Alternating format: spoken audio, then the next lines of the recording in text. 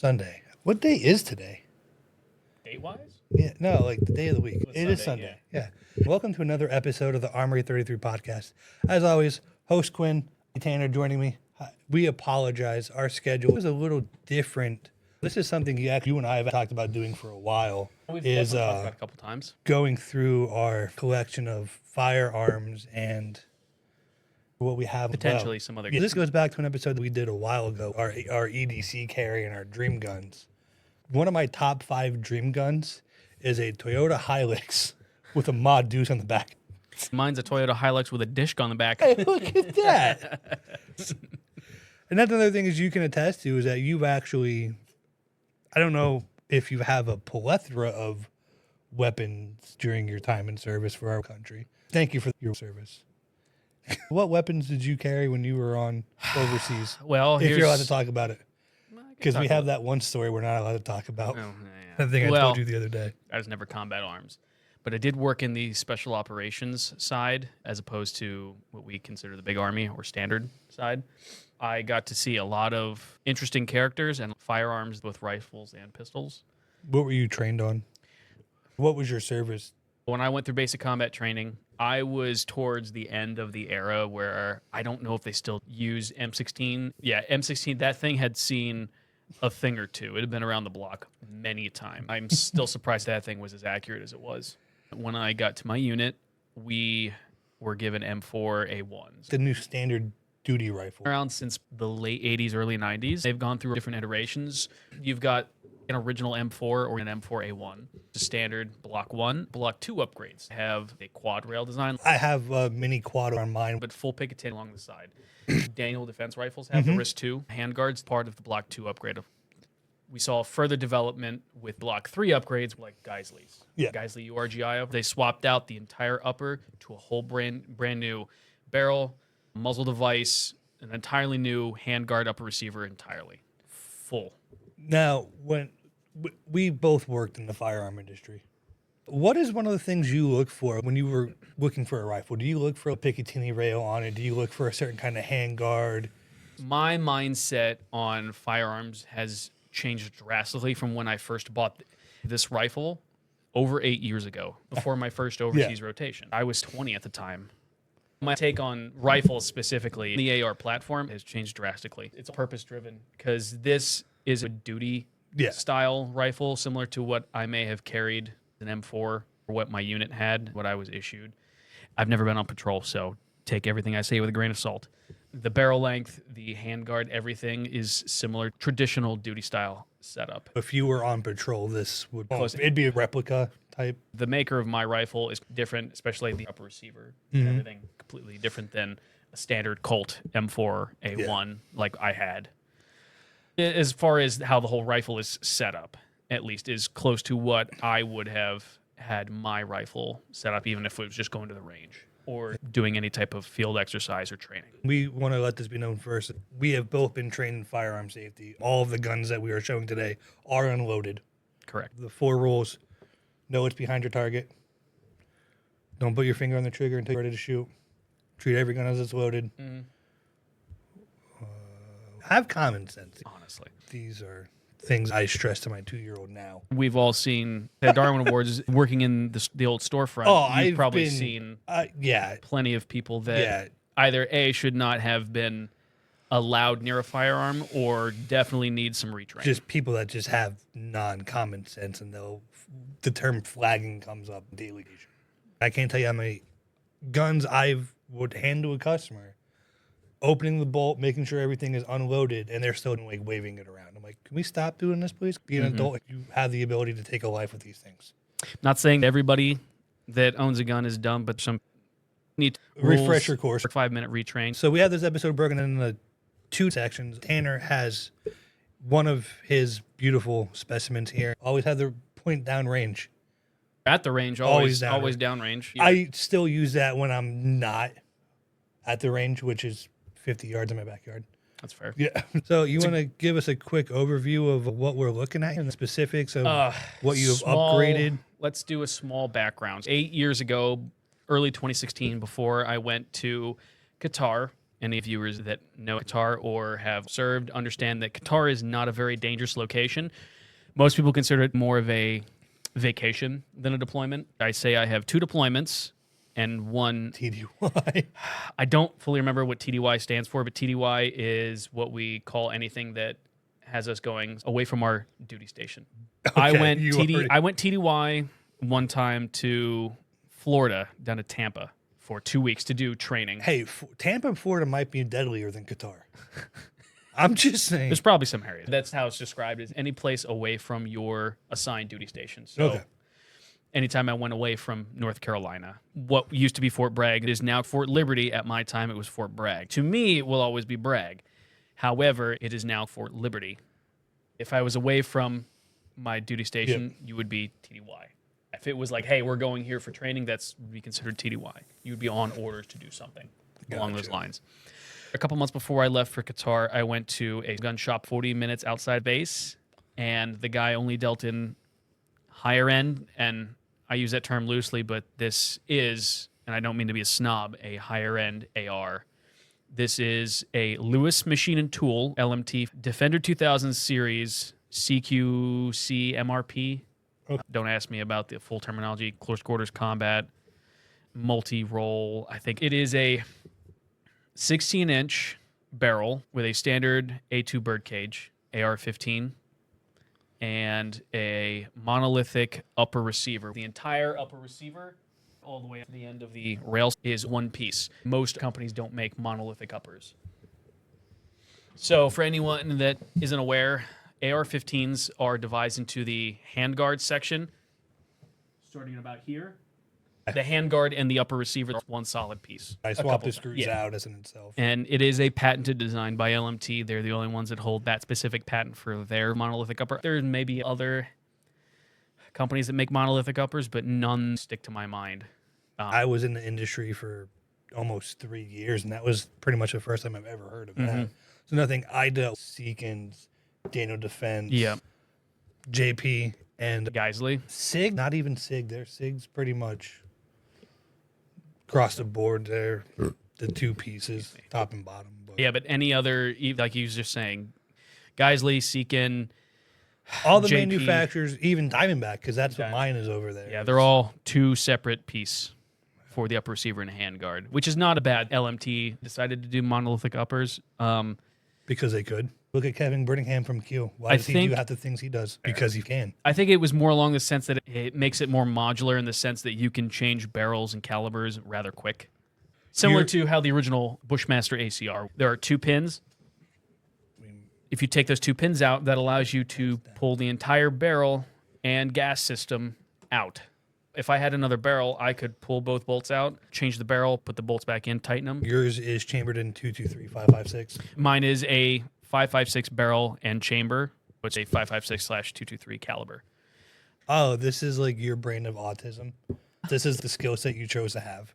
I just like firearms. My brother and I saw a lot of Call of Duty, Modern Warfare 2. Call of Duty, Modern Warfare 2, Modern Warfare, Call of Duty 2 and 3, the Big Red 1 edition, the old Navy SEAL games. Counter-Strike will go down as one of the greatest shooters of all time. I remember playing that on the original Xbox. It has a large place in a lot of gamers' hearts. As a first-person shooter, that's the first-person shooter I've ever played. I have no qualms. It's a great game. I love getting you riled up. It's fun to play. With shooters nowadays, not every game, especially first-person shooters, is close to real. Oh, yeah. I like games that challenge you, go the extra mile with weapon details. With all the new Call of Duties in this, I don't play online anymore. I grew up with the original Modern Warfare chat lobbies. We were like making kids cry. Now kids are making me cry. Some 13, 14-year-old kid dunks on you. I have 2 full-time jobs and raising a child. You think I had time to sit? You text me, are you home? I paused Red Dead 2. My nap time on the weekends is my time to play video games. We're going off on a tangent. I don't play a lot of versus games anymore. If I do, it's very rare. My friends and I have been getting back into Battlefield 4 because the servers are still active, which is the most amount of games I will play against other people at the moment. Unless Battlefield, which apparently they are going to come back out with another game set in modern times. And I hope they do. What's the last Battlefield? 2042. 2042. That's when everybody hated. Yeah. And it's still a sore spot for everybody. All right, let's get back to this. 16-inch barrel, full 5.56. monolithic upper, 5.56. 5.56. Is starting to take over, like, how 30-06 used to be. Times change, especially in the firearms community. Most people will look for calibers and or rifles that are a larger plethora and have more support. And you look at AR-15s, the platform has just ballooned within the past 10 years within aftermarket support and however many companies that are out there that produce AR-15s. I keep looking at mine. I have a lot of aftermarket parts on that gun. Yeah, you could. Mine are less because of how specific it is. Not a lot of companies produce monolithic upgrades, but everything else is mil spec. I can take other aftermarket parts from varying companies and I incorporate them. Yep. Point being, I would say that the only thing not integral to the operation of the weapon itself has been modified by me. So the buffer tube here, that's still an LMT. That was originally what it came with when I picked it up. Castle nuts, still LMT. The end plate grip in the back, LMT's ergo grip, they still sell it. The barrel piston system, mine is piston driven instead of a direct impingement. Everything else I modified myself. The trigger is a Geisley SSA trigger. I recently switched my stock. Originally, there was an LMT SOP mod stock. I swapped that out for a BCM gunfighter SOP mod stock. Slightly smaller, lighter, more maneuverable. It has QD endpoints for my sling. Is a Radian Raptor LT. The lightweight one. Mostly aluminum. It doesn't stick out too far, but it sticks out just far enough that I can grab it and rip it, and we're good to go. You have ambidextrous safety on both sides. It's a Defender 2000, one of their older series. They're moved to the Mars series. Mars L and H, light and heavy. Standard AR-15 lower with ambidextrous. Mars H, large frame AR lower with ambidextrous controls. I could install ambidextrous safety selector, but when it comes to the bolt and mag release, I might, but it would have to be because most full ambidextrous lower receivers are proprietary. I'm not that concerned about it. All right, take us into that beautiful thing that's sitting on top of your gun right now. Do you have a laser system? I don't. Oh, because I noticed you have your tape up there. Folks at home can't see it on the camera, and I don't feel like moving the rifle around. Up here is a bit of Velcro. Take pictures. We'll post them on both our social medias for the end of this episode. It's the rough side of Velcro. It's Surefire momentary light switch and a Surefire, one of their older series M600 scout lights on the right side. That scout light is now on one of my other new toys that we may do on another episode. If it wasn't raining, rain would be very nice. And so I did have a light when it was more of a duty style, but the light's a lot more useful on my other rifle since it's a bit shorter and has a lot more uses than this does, especially indoors. Originally, when I bought the rifle, I also bought an EOTech holographic sight, one of the old 5.52s. I still have that sight. It's sitting on my Benelli for now. Since there's another sight I want to get for my Benelli, just gonna purchase it later. I used to have an old 5.52. They hold AA batteries. It's a cheaper option. It still worked perfectly well. I remember seeing one that got shot, had a bullet through it, and it still worked. Yeah, EOTech makes great product. Expensive side, but you get what you pay for. $299.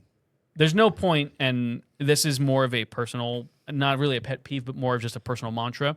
There's no point in putting a $3,000 optic on a firearm that's only worth $600. He didn't mean it. It's okay, buddy. It's okay. So that's just how. That's just my personal thought process. Yeah. When I was in sales, that was one of the biggest things. Like, you're spending $1,800, and I always tried to sell them where your optic should be equal to, if not more, than your gun. That's why I sold a lot of Night Force and X8s. I'm sure those people were happy with their purchase. Your glass is going to be shit. Spend an extra $400 and your glass can be amazing. I think I told you on Friday before I left work, I was looking at a Night Force NX8 1:8. The only thing I'm not a huge fan of, the eye relief isn't great, but with enough practice, I could get over it, and it's not that bad. If you ever want to get me a Christmas present, I already have it picked out. Oh my God. I still have the NX8. An NX8? 2.5. It's going to my hunting rifle. Either getting one of those or a Vortex Viper HD. I'm not a fan of the Viper HDs. At its price point, it's not bad. You're talking to somebody that still shoots Diamondbacks. Diamondbacks haven't let me down yet. I'm not even going to talk about the scope on my current hunting rifle. It was a gift from my grandfather and my dad, and they both have a history of using certain brands that they have relied on, which is perfectly fine. I have different tastes in firearms, optics, and ammunition. We have an Elcan Spectre DR 1-4-5.56. It's got the 5.56 reticle in FDE. That is not a Trichicon. I am going to replace that. What is that? I can't even. It's the X optic. It's the one design that was originally designed to fit on it. I am going to replace it with either a Trichicon or Reptilia. Jesus. But yeah, for the moment, it does fine. It's not like I'm banging it around and throwing it on the ground. I'm not that concerned about it. But this is a medium range sight. You can't see it, but on the backside is a lever to change from 4-time magnification to single magnification, which is neat when I first got it. Oh, yeah. Fun fact, my first time getting my hands on one of these, I was in Iraq. Oh, nice. The guys I was supporting had a couple of rifles around. It's not like these guys were direct action. It was something entirely different. Yeah. And I can't really talk about it, but they did have a couple of rifles in the back, and one had an Elcan. I had heard about these, and I'd never seen one up close. I was ecstatic to see one up close. Yeah. That's what prompted me to get one for my rifle. This is one of the most accurate rifles I own. LMT is known for quality products, and their barrels are fantastic. You get what you pay for. Yeah. So when I paid for, how much did I pay for this thing? I don't know. $2,200 to $2,300 ish is what I paid. It was nice because the guy I bought it from said, "Hey, with this rifle, anything else you want to get today, 20% off." I thought you were gonna say he gave you a military discount. No, I think he gave me better than that. He was like 20% off anything else you want to buy today with it. Yeah. Which is how I got a really nice rifle case, some mags, the EOTech. So you have a 2-point sling? Yes, I do have yours is a crossbody sling? Yep, I have a 2-point sling because that's how I was trained. One of my old platoon sergeants at 11 Bravo, or an infantryman, before he changed MOSs and ended up moving to my unit, he had 2 combat deployments to Afghanistan as an M249 gunner. He has a lot of experience, and I trust his word. He was getting slings for people, and I got one from a local dealer outside of base. This used to be attached to my M4. So your duty weapon. Yep, duty sling. I've had this sling for probably close to 6 years. Nice. Yeah. You paid right $2,300 for the rifle. Just for the rifle. Elcan's probably about another guess $1,200 higher. MSRP on those is like $24. Okay. But I did not pay MSRP. Do you want to know how much I paid? You probably got it for less than $1,000. Oh, I wish. No, I got that at the old storefront. I got it for a steal. $1,650. That's not bad. I knew these things were so expensive. Walking in there, because my 2 things were I either wanted an Elcan Spectre DR or an ATAC 1-8. An ATAC-R. Anyway, I wanted one of those. You got the better deal on that one. You don't like the ATAC-R? Nope, I do not. Why not? I just don't. The weight to them. Oh, it's the weight. It's the heftiness for me. Is I try and go light. So my hunting rifle now is 8.9 pounds. A majority of that is the bolt.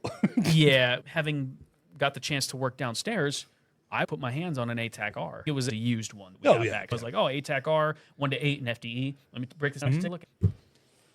So fantastic. I want one, and I am going to get one eventually. They're just ridiculously expensive. That's why I go NX8. Not as expensive as a Schmidt Bender.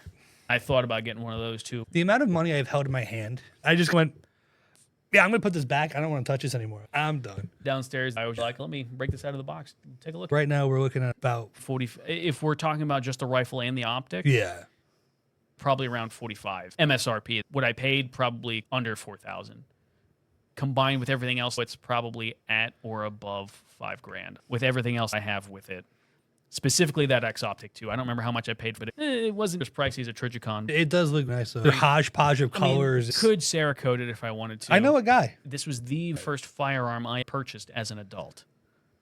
The second was my Glock. This has a special place in my heart, and this rifle doesn't go anywhere. You have a Glock 19? Glock 19. Gen 3. The rifle has changed since I bought it. Additions, some subtractions, things I added, things I took away. One of the things I love about the AR platform is that it is so modular. Absolutely. So you're just like, yep, it's off. Yeah, the AR-15 being as modular as it is what draws a lot of It's people. a gift and a curse. I have a box of random attachments. This is great because what we're going to show you next is my baby. I've had other ARs, even one that was it looked like an M16. It had like that full, like the circular handguard and everything. I couldn't get used to that because it had the triangle front sight. So I really like this. But it's a no. niche market. Not for everyone. The problem is that if either of us made any more money, we would have a large collection of just anything. I Oh. can tell you. Yeah. Which honestly, I can't buy anything else until I get a safe. The only thing I have in it is knives. Just keep it for yourself. You might start adding more to it. It's all personal preference. You can do research as you want. You can watch videos. There's plenty of YouTubers out there that do firearms review. They go over training. They tell you do's and don'ts. There's a lot of personal preference to Yeah. everything. When I bought the one we're going to show you next, I went into the store and I dry fired about 20. I was that customer.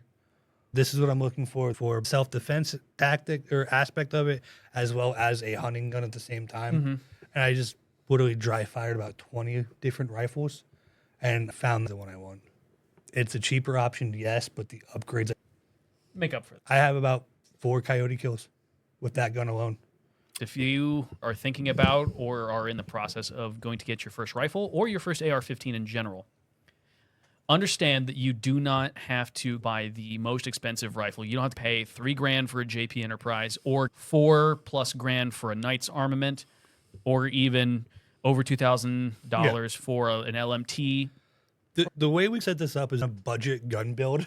My optics cost more than my gun, which goes back to it's a modular system. You can add and subtract things. I can take off optics, put new optics on, bore sight, and get it close to where I need it to be on paper. You don't have to buy the most expensive AR-15 you can get your hands on.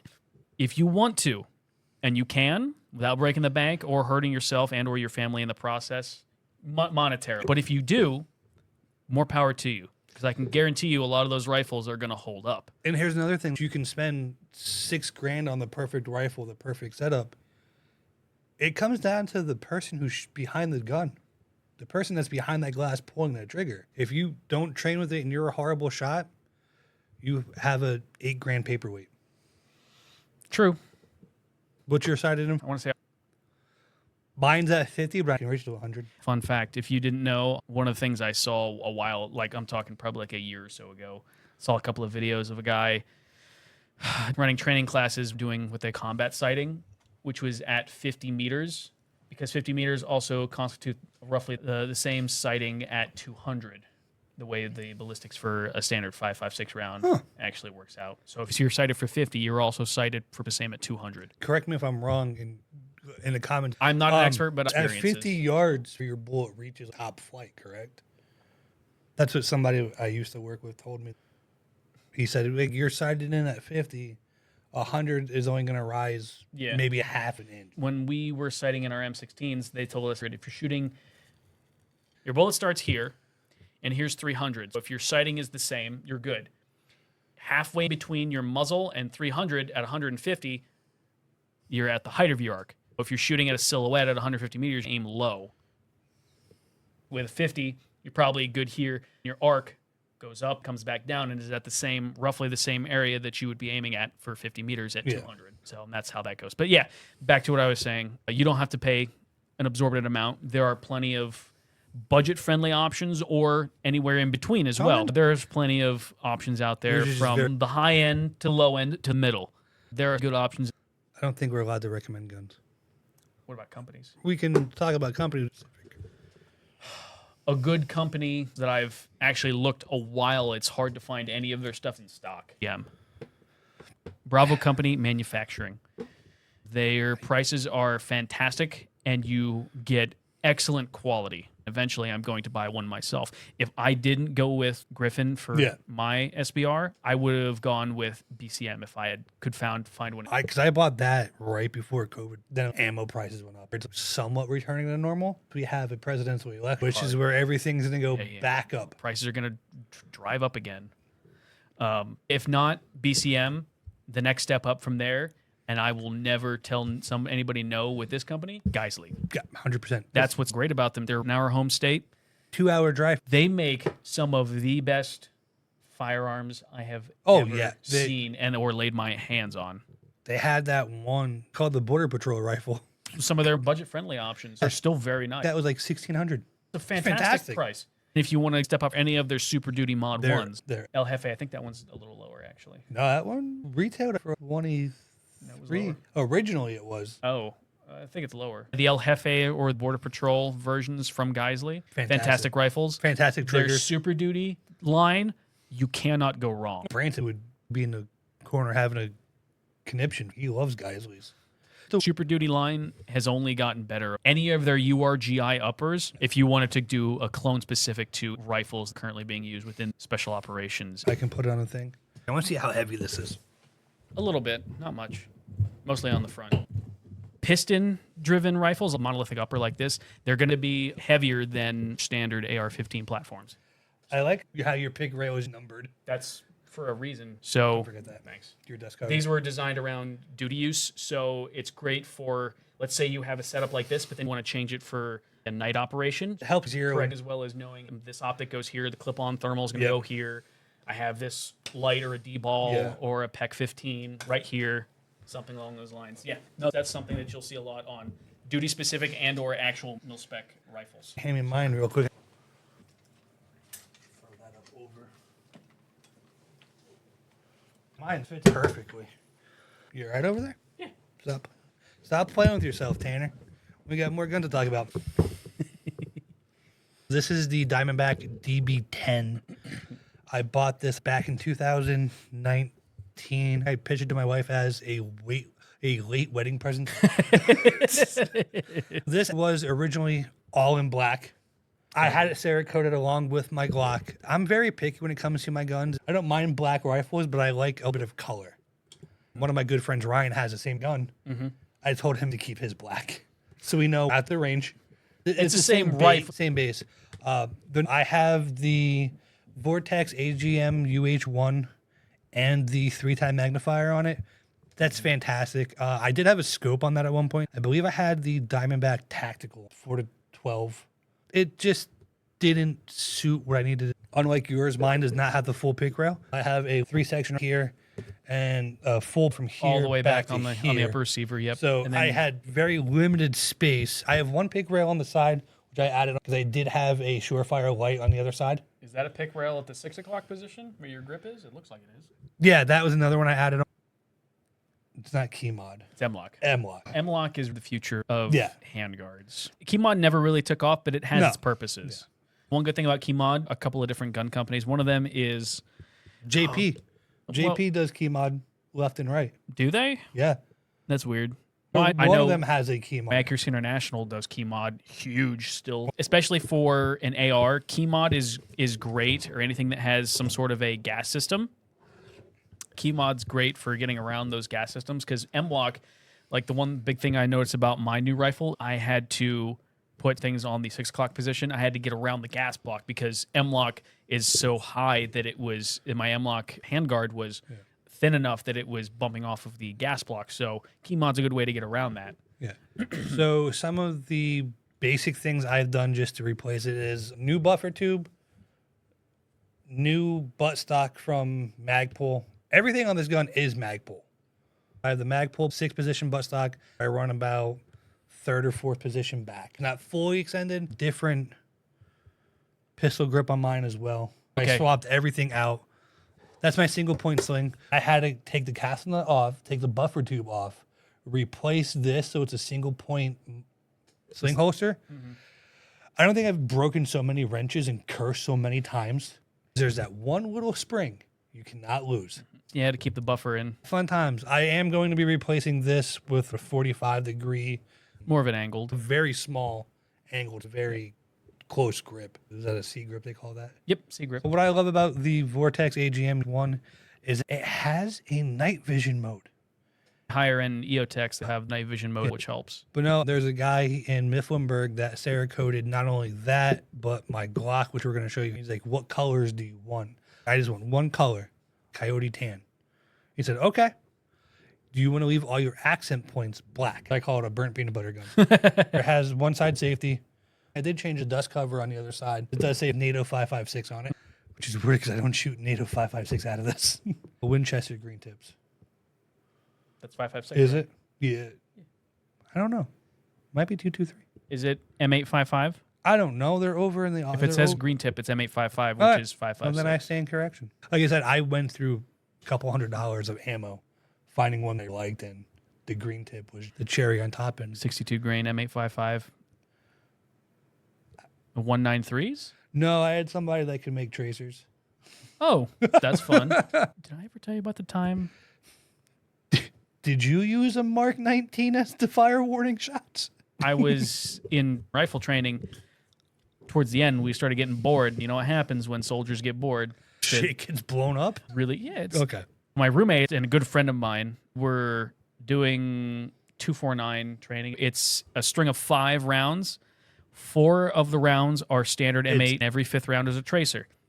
My roommate got the idea to pull all the rounds out of the link and then come up with an entire 100-round link of just tracers. So that had to be a lot of belts he disassembled to get 100 tracers. Yep. How long did it take him?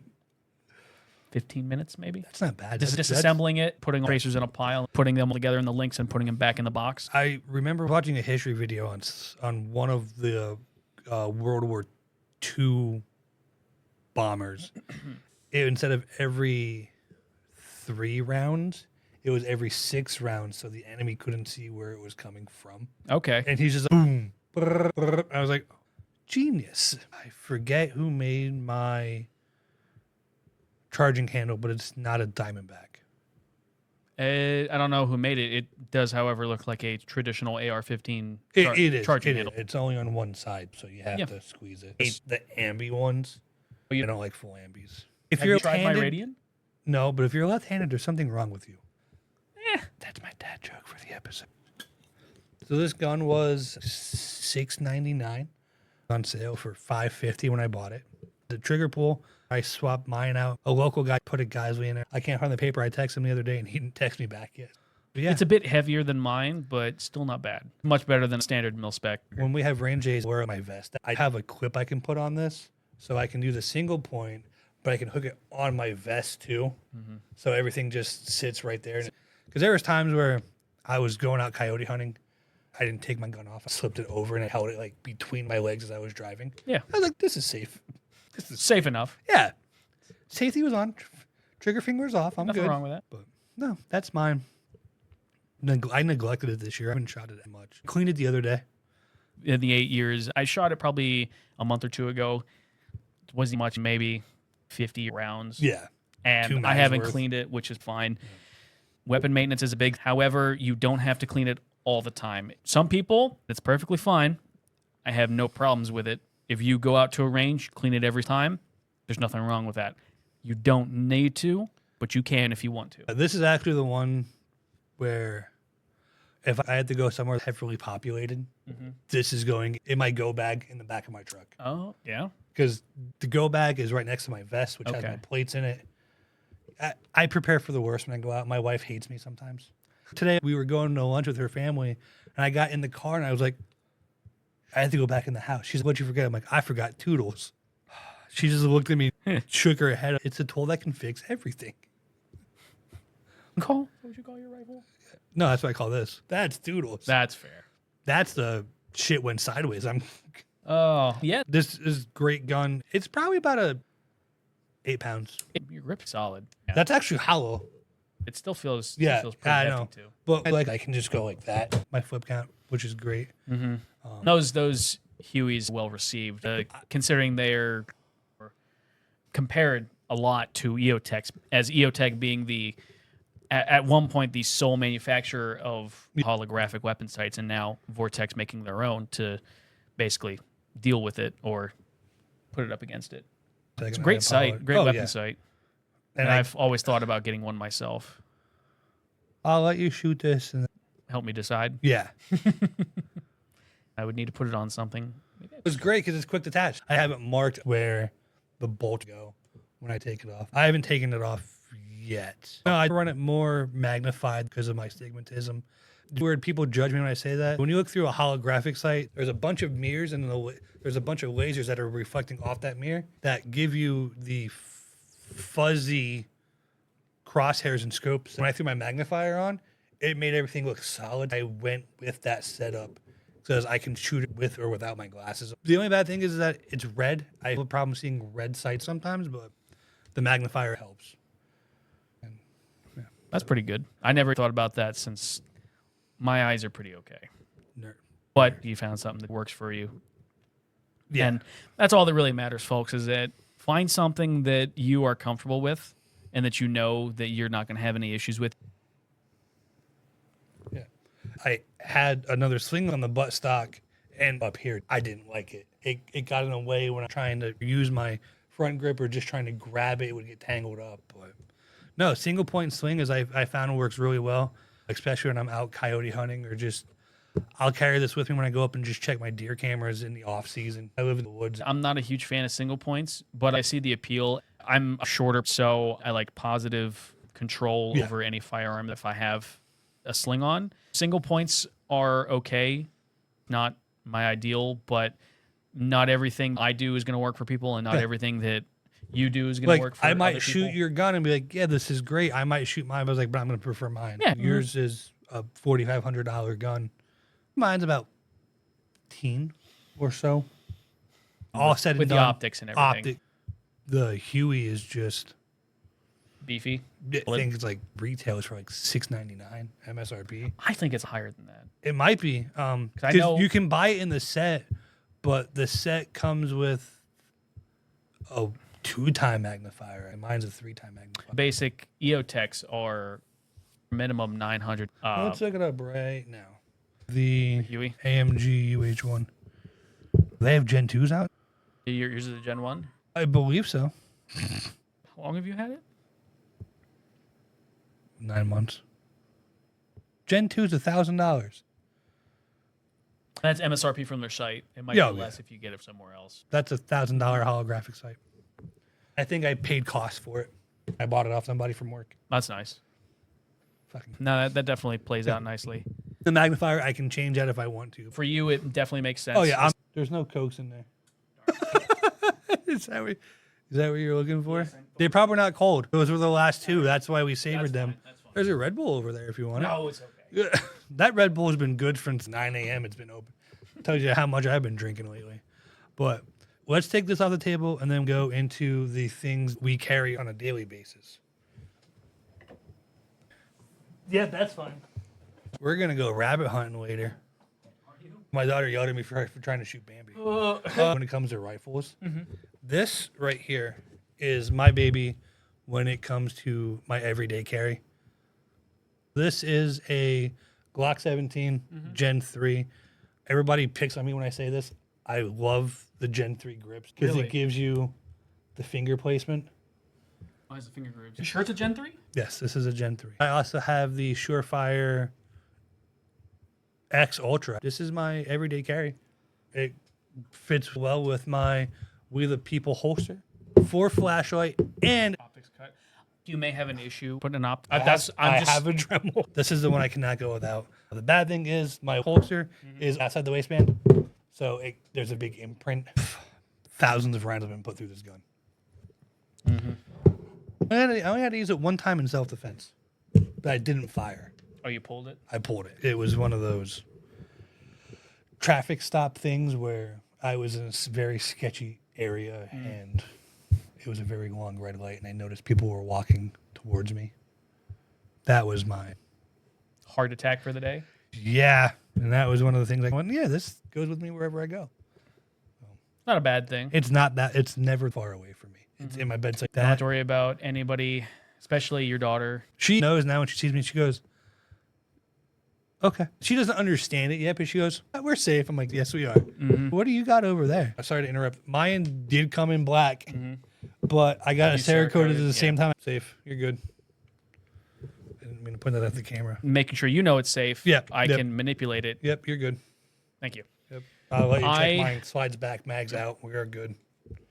I have a Glock 19 Gen 4. The quintessential baby brother to the 17. I don't understand Glock's we were not going to get into the Glock numbering and naming system. because you just sit there and go, it's a little confused. That's like Glock 20. It's in 10 mil. I don't want it to be in 10 mil. The Glock Model 19, this is a Gen 4. This was the second or third firearm I bought. I bought my Glock 19 after finding out that the majority of the special operations community in the Army, so anybody that works in a group, Kennedy. Well, I don't know if He's a SIG guy. See, that's the thing. I'm starting to move to SIG. I'm not getting rid of this thing. The next pistol head's going to be a SIG. A lot of the Green Berets, Special Forces, and the Ranger Bat, whenever those guys deployed, when I was in Afghanistan, the Rangers had a small task force on Camp Alpha that I stayed. Those guys were going on patrols and raids day and night. They always carried Glock 17s with Safariland holsters made for Glock 34s. Yeah, trying to find a holster for this thing was hard. A concealed carry. But it's also that it's because I also have a different light on it than what people usually put on it. Usually people put, it's not a Surefire. What's the other light company? O-Light? No. Mod Light? Another flashlight company. Expensive options are great, but sometimes you have budget-friendly options. That was one of the reasons why I got a Glock. If it's good enough for Ranger Regiment, it's good enough for me. It's not always the greatest, but I trained with it and I use it enough that I am at least confident if I ever had to deploy it in a situation that I would be okay. I don't know if I like your trigger. I need to change mine too. Mine is not standard. This is an aftermarket trigger I got from a friend at one of my old units. He pretty much gave it to me for free because he didn't like it either. I like shooting with gloves. Without gloves, it digs into my finger. Other than that, it's a pretty good trigger. The trigger pull is fantastic. I just didn't like the aesthetics. It hooks here, so it digs into my finger. If I'm wearing gloves, no problem. Mine is the good old two-stage. When I first bought this, the guy that sold it to me is from Nationals in Jersey Shore. They may or may not remember me. A lot of the firearms I purchased through them. And it is a Glock 19 Gen 4, but with some modifications before the Gen 5s. Most Gen 4s don't have serrations on the slides. They have them in the back, but not in the front. I also have tritium night sights, and the release has a slight extension. These were upgrades from the factory. They don't normally do on Glock 19s, or just most Glocks in general. This was right before the Gen 5s. Mine was technically used. Yep. Never fired. So the guy bought it. He died 2 weeks later. That's unfortunate. His wife goes, I just want to get rid of this. So I got it for $500. They gave me a pretty steep discount. Let me run down my pistols. The first ever was a Taurus G2C. Still have that. That's right. That's the wife's. That's the one over there. That's the wife's concealed carry. I bought a Ruger 380. All right. Don't have that anymore. Bought a SIG 320. Got rid of that. Here's the thing. It was bulky. It's fine. But that's my everyday carry now, which is the same size as a 320.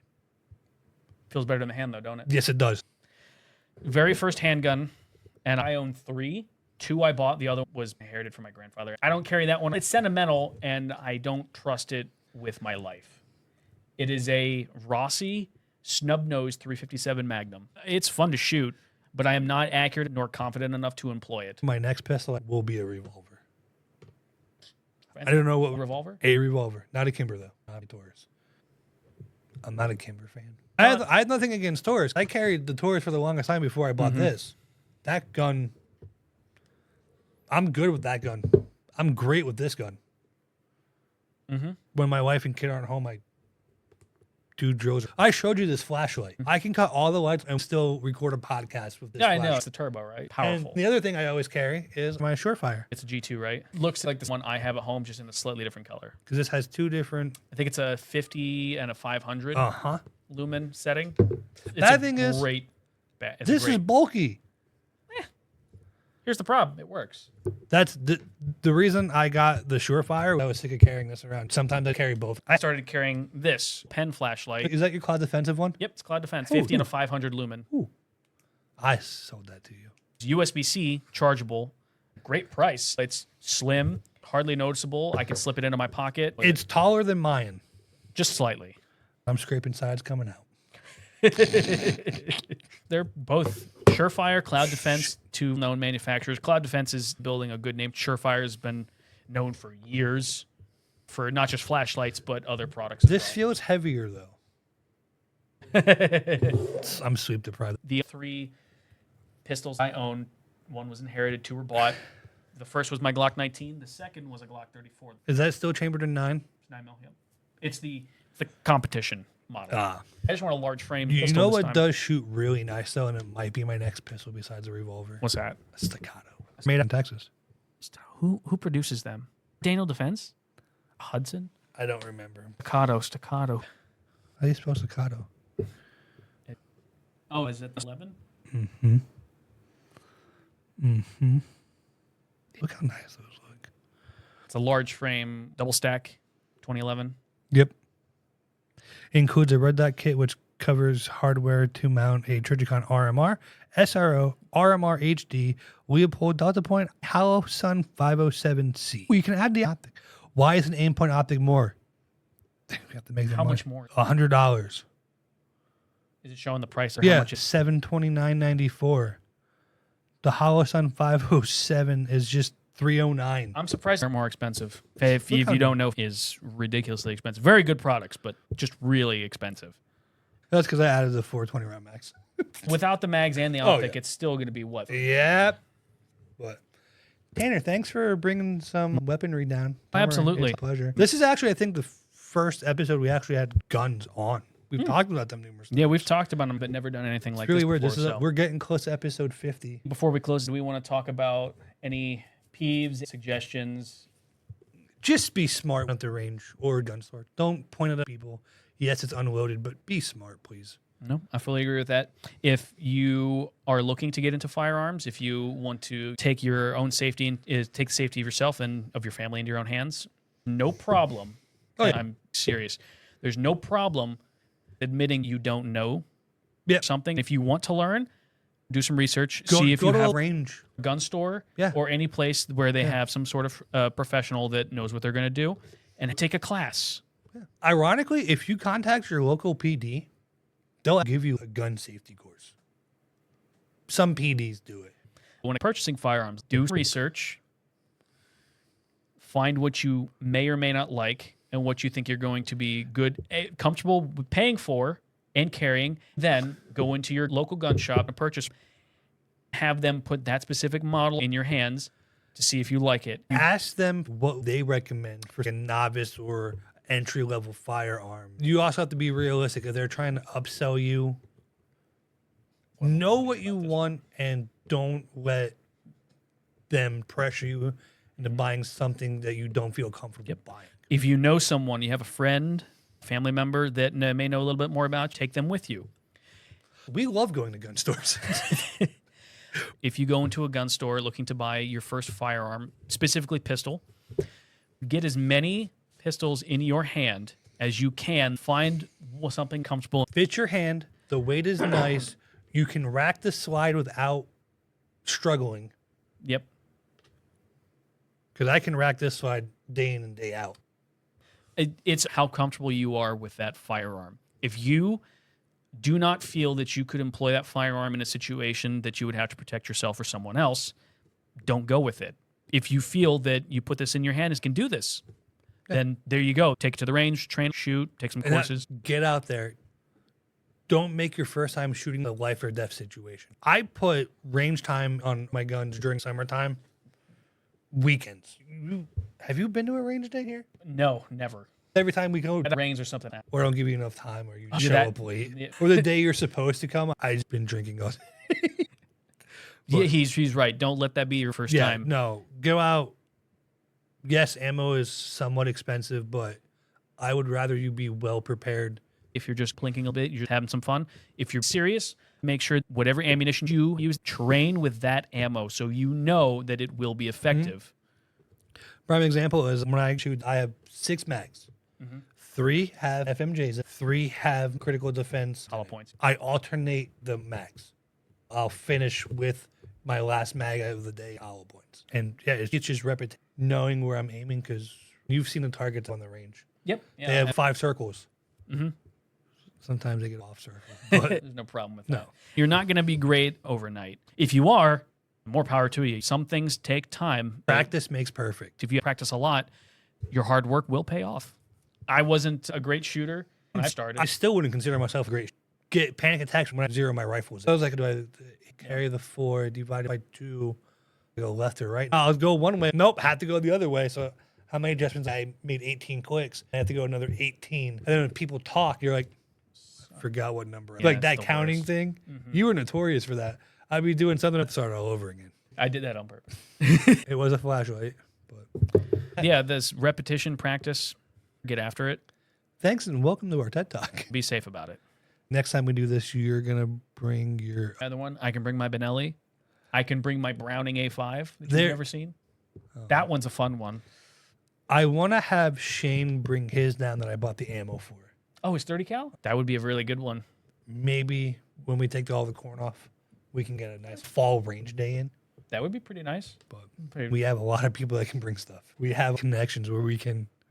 Try this out. We want to get some content. Other than that, Glock's still the best. People are like, I can't get used to the grip. I'm like, that's because you have small. Because you're not using it for horse insemination. You never heard that? You're going to have to tell me about that after this. No, I'm going to tell you about Gaston Glock. You know what he's known for? Gaston Glock, rest in peace, died this year. The way the company started is he was selling horse semen. Artificial horse insemination. Yeah. I forgot about that. Oh. Glocks are great for 2 things. Go ahead. Please, for the love of God, do not get a high point. I would take a Taurus any day over a high point. I would take a hammer over a high point. I got a couple different hammers we can try. I would take a lead pipe in the back of my truck, which I don't have. Why did you wink at me? I didn't look at you. It was Tanner, the pipe, in a parking lot. I would take a brick or a random stone over a high point. Might as well chuck the thing. If you rely on a high point, you're going to have a low point in your life. Don't. High point, keep that out of the choice. They just sell expensive paperweights. Not even expensive. It's $200. They sell semi-cheap. Yeah, I was looking at a Canic we were selling. I would shoot a Canic. Canic for $500? Yeah. Not bad at all. They're fine. I have no idea when our regular scheduled program is going to return. We'll figure it out. Have a good one. See ya. Stay safe.